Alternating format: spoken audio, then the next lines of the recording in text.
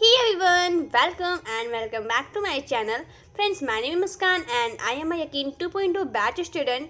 So friend, जैसा कि आप लोग भी ऑनलाइन क्लासेस ले रहे होंगे, तो बात ये आती है कि आखिर हम ऑनलाइन कोचिंग में ऐसी क्या गलती करते हैं जिसकी वजह से हमारा सिलेक्शन रुक जाता है. सो फ्रेंड्स, मैंने भी नीट 2022 में पेपर दिया था एंड कुछ मिस्टेक्स की वजह से मेरा भी सिलेक्शन रुक गया. सो मैं आपके साथ वही शेयर कर रही हूँ, तो आप भी इसको जरूर जानिए ताकि आप वो मिस्टेक करने से बच सकें. सो सबसे पहली बात आती है रिवीजन. सबसे पहली बात हम जानते हैं कि रिवीजन हमारे लिए बहुत ज़्यादा इंपॉर्टेंट होता है, लेकिन ऑनलाइन क्लास लेते समय हमें ऐसा टाइम ही नहीं मिल पाता है कि हम बहुत अच्छे से किसी चीज़ को रिवाइज़ कर पाएँ. मैं भी अक्सर टेस्ट से पहले रिवाइज़ किया करती थी, लेकिन ज़्यादा टाइम नहीं मिल पाता था.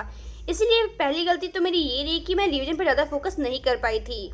एंड सेकेंड पॉइंट आती है PYQs. जैसे कि आप सभी जानते हैं कि PYQs हमारे लिए बहुत ज़्यादा इंपॉर्टेंट होते हैं, लेकिन जैसा कि अधिकतर लोग क्या करते हैं, जैसे कि मैंने भी यही किया था कि टीचर क्लास में हमारे अधिकतर क्वेश्चन करा देते थे. तो हमें लगता है कि टीचर ने क्वेश्चन करा दिया, हमने देख लिया और हमें आता भी है तो बस हो गया, अब हमें करने की जरूरत भी नहीं है.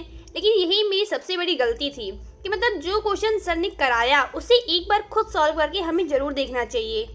एंड ये गलती मेरे ख्याल से तो मैक्सिमम बच्चे करते हैं, क्योंकि जो क्वेश्चन सर कराते हैं जब तक हम उसे अपने हाथों से नहीं करते, जब तक हम उसमें अपनी थिंकिंग नहीं लगाते हैं कि इसमें कैसे कॉन्सेप्ट को हमें पकड़ना है, तब तक वो हमें लर्न नहीं रह सकती. टीचर ने कराया, हमने देख लिया, हमें लगा हाँ हमें आ गया, लेकिन ऐसा नहीं होता है. ये मेरी दूसरी सबसे बड़ी मिस्टेक थी. एंड सबसे बड़ी प्रॉब्लम ये होती है कि अक्सर हमारा मैक्सिमम टाइम नोट्स बनाने में चला जाता है.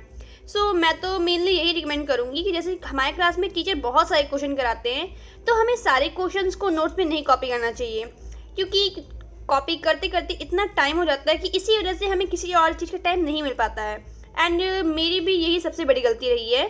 सो अब बात आती है कि हमें कैसे क्वेश्चन को कॉपी में लिखने चाहिए. तो वो ऐसे होने चाहिए कि जो क्वेश्चन क्लास में हमने देखा और हमें उसका कॉन्सेप्ट पकड़ में नहीं आ रहा कि मतलब हम उसे कैसे सॉल्व करें, उसे कैसे अटैम्प्ट करें, अगर ये हमारे माइंड में नहीं आ रहा है तो फिर वो क्वेश्चन हमें कॉपी में ज़रूर नोट करना चाहिए.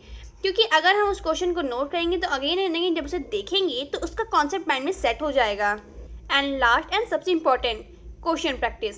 जैसा कि हमारे ऑनलाइन क्लास लेते लेते हमें पास टाइम नहीं हो पाता है कि हम अच्छे से क्वेश्चन प्रैक्टिस कर सकें या अच्छे लेवल के क्वेश्चन को कर सकें.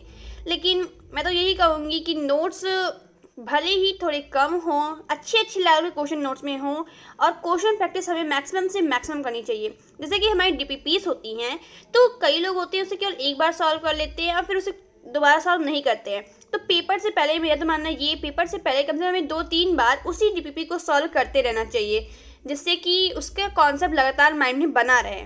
सो फ्रेंड्स, ये थी मेरी ओपिनियन कि हमें कैसे क्या मिस्टेक नहीं करनी चाहिए, क्योंकि यही सब मिस्टेक्स मैंने प्रीवियस ईयर की थी एंड आज मुझे दोबारा ड्रॉप लेना पड़ा.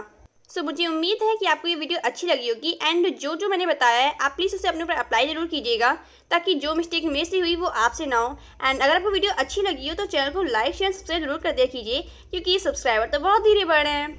सो फ्रेंड्स, अगर आपको नीट प्रिपरेशन रिलेटेड कोई और डाउट हो तो हमें कमेंट सेक्शन में जरूर बताइएगा. And thank you for watching.